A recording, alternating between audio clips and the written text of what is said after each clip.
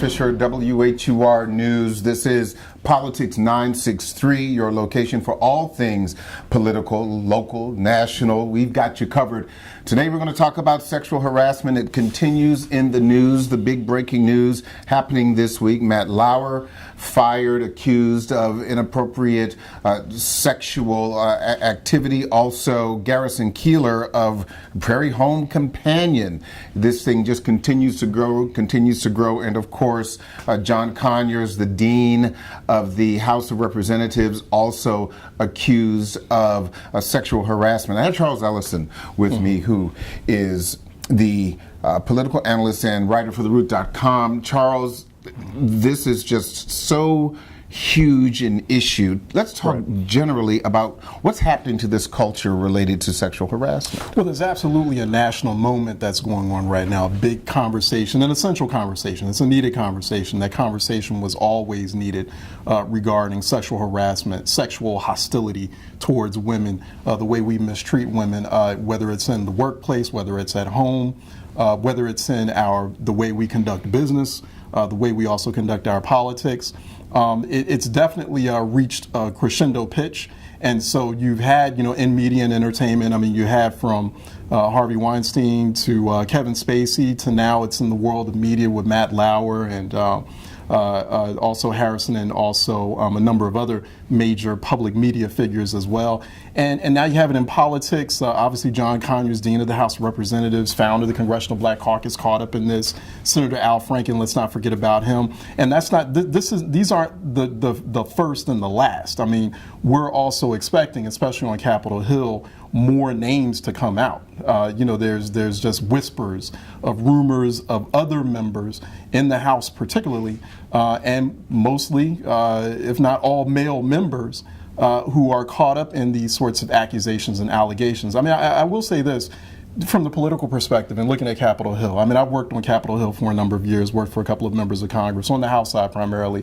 You would hear about these rumors. You would hear about these members involved in this type of misconduct and behavior, but it was sort of treated as it is what it is. This is just the culture of Capitol Hill. And now we're in that national moment where it's just completely unacceptable. Well, it's always been unacceptable. It's just been part of that culture. Exactly. We're coming to the end of 2017. Midterm elections next year. Right. Will this be an issue? It's a very good question. The reason why I say it's a very good question, it's a difficult one, because there's no guarantees with it, okay, right? So we had last year during the 2016 election where 54% of white women came out and voted for Donald Trump. We also had recent gubernatorial elections in Virginia and also New Jersey where, once again, a majority of white women voters came out and voted for Republicans, including Republican Ed Gillespie, who was doing all the racial and gender dog whistling during the course of that campaign. Kim Guandano in New Jersey was a female, but once again, they went along with those Republican talking points.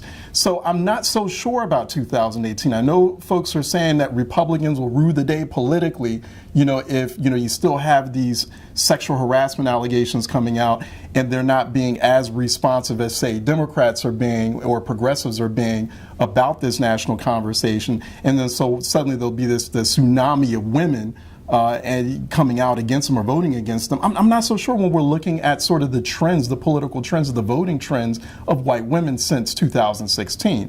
However, here's a situation now where it's not just Republicans we're talking about Democrats too. But wait a minute, Conyers and Al Franken. But with that point, I'm not even talking about Republicans or Democrats. I'm talking about voting for women versus men as a result of this. Exactly. I think that's what people are saying now. They're saying, okay, well, men can't seem to get their act together, particularly men in politics. Well, you know what? Let's let the women take over. And so you may see, you're already starting to see the emergence of you were already seeing it in the 2016 election cycle. You're seeing it a little bit in 2017 with some of these special elections.